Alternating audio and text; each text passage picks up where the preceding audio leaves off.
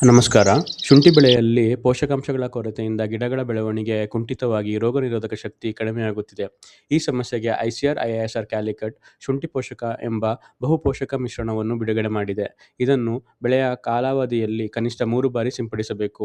ಇದನ್ನು ಬಳಸುವ ವಿಧಾನವೆಂದರೆ, ಮೊದಲಿಗೆ 200 ಲೀಟರ್ ನೀರಿಗೆ 1 ಕೆಜಿ ಶುಂಠಿ ಪೋಷಕವನ್ನು ಸೇರಿಸಿ 60 ದಿನದ ಸಿಂಪಡಣೆಗೆ 1 ಕೆಜಿ ನೈಂಟಿನಾಲ್ ಅಥವಾ 90 ಮತ್ತು 120 ದಿನದ ಸಿಂಪಡಣೆಗೆ 1 ಕೆಜಿ 13-0-45 ಗೊಬ್ಬರವನ್ನು ಸೇರಿಸಿ ಚೆನ್ನಾಗಿ ಕಲಸಿ ಎಲೆಗಳ ಮೇಲೆ ಬೆಳಗ್ಗೆ ಅಥವಾ ಸಂಜೆ ವೇಳೆಯಲ್ಲಿ ಸಿಂಪಡಿಸಬೇಕು.